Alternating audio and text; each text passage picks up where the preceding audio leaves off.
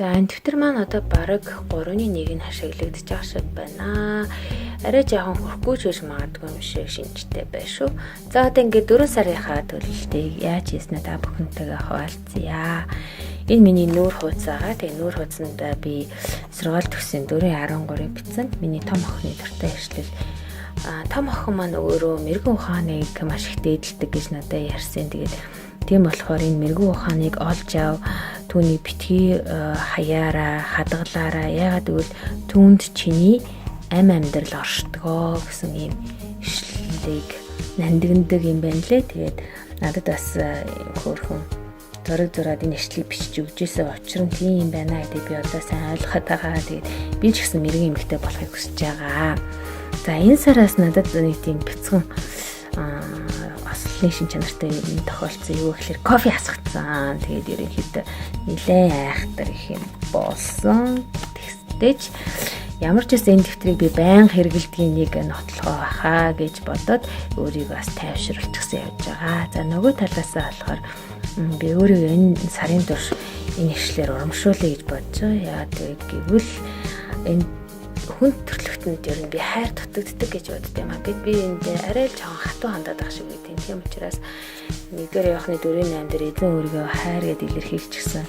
Энэ ишлээс бидний амьдралд илүүдэхгүй баха. 4 сарыг би ер нь бол юм хайрын уран дээр өнгөрөөе гэж бодож байгаа. Тийм учраас би өнгөө сонгохдоо ч гэсэнтэй яагаан цэнгэр нийлээгаан иймэрхүү мөрөөдлийн ажиргалын өнгийг сонгосон. Тэгээ бас энэ бүр мөхөөлцсөний зураг хүртэл ингээд тавьчихсан байгаа. Тэгээд нэг лод мод цацарж байгаа тиймэрхүү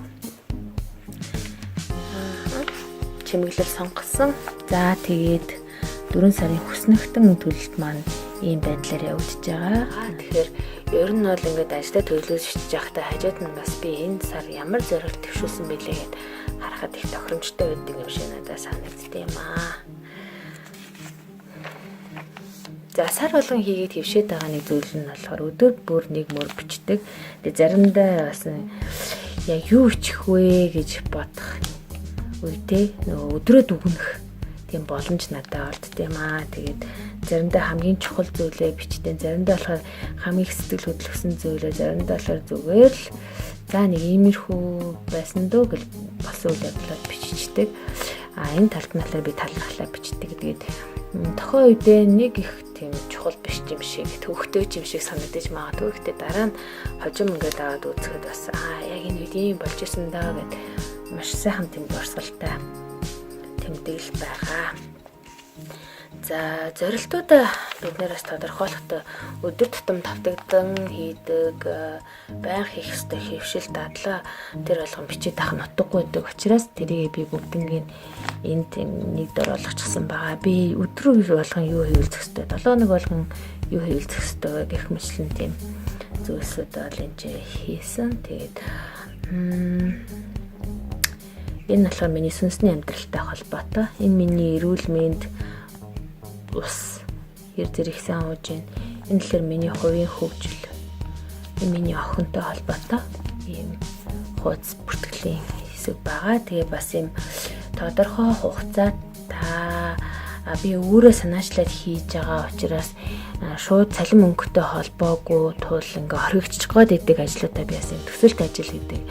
Ярийн дорж ихсан бичээд задаргаагийн ч юм уу, тооцооллын ч юм уу хийх дуртай болоод байгаа. Тэгээд тодорхой хэмжээний brain dump гэж хэлэгддэг тийм хуудастай төстөө яг ажилтай минь холбоотой санаануудаа бичдэг юм хуудас болчиход байгаа. За ингээд 7 хоногийнхаа төлөлтүүд рүү орж гин. За энэ сар би 7 хоногоо юм хөндлөн байдлаар төлөвлөхөөр шийдсэн байгаа. Тэгээд маш энгийн зүгээр л юм washi tape туузаар энэ нэгсэндээ 6 хуваагаар л энийг хагасны сайдэр гэж ялгаж байгаа. Тэгээд 7 хоног болгоно өөр туузаар тэмдэглэчихсэн. Энэ дээр болохоор би өөрөө зурсан. Тэгээ дараа нь эргээд харахаар надад туузнасаа энэ зурсан илүү гоё юм шиг санагдлаа. За тэгэхээр 4 сараа би нэг иймэрхүү байдалтай төлөвлөөд 5 дугаар сар руу орох гэж байна та.